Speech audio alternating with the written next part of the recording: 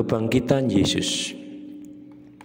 Injil Yohanes menceritakan bahwa salah seorang dari wanita pertama yang pergi ke makam pada pagi hari Paskah adalah Maria Magdalena. Ketika ia menemukan makam itu kosong, ia menyangka bahwa tubuh Yesus dicuri orang.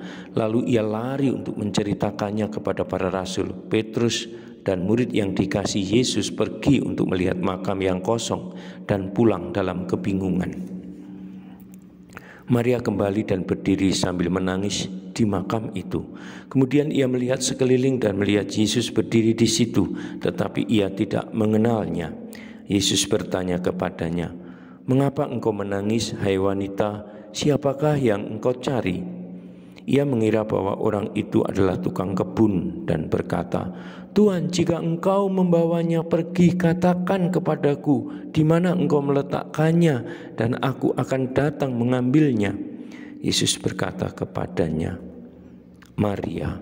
Ia menoleh dan berteriak, "Guru." Yesus meminta Maria Magdalena untuk menceritakan kepada murid-muridnya bahwa ia telah bangkit. Petang itu, ketika pintu tempat para murid itu tinggal dikunci karena takut, Yesus datang dan berdiri di hadapan mereka dan berkata, "Damai sejahtera bagimu." Ia menunjukkan tangan dan lambungnya kepada mereka. Betapa bahagianya mereka melihat dia. Kemudian ia berkata, "Sama seperti Bapa telah mengutus aku, demikian pula aku mengutus kamu." Ia mengembusi mereka dan berkata, "Terimalah Roh Kudus. Jika kamu mengampuni dosa orang, dosanya akan diampuni. Jika kamu membiarkan dosa orang tidak diampuni, dosanya tidak diampuni." Thomas yang disebut Didimus atau kembar tidak ada bersama mereka ketika Yesus datang. Murid-murid lain bercerita kepadanya, "Kami telah melihat Tuhan." Namun ia menjawab, "Aku tidak akan pernah mempercayainya kecuali kalau aku melihat bekas paku pada tangannya dan memasukkan jari-jariku ke dalamnya dan tanganku pada lambungnya." 8 hari kemudian para murid itu berada lagi di dalam ruangan itu dan Thomas ada bersama mereka. Meskipun pintu-pintu terkunci, Yesus datang, berdiri di hadapan mereka dan berkata, "Damai sejahtera bagi kamu."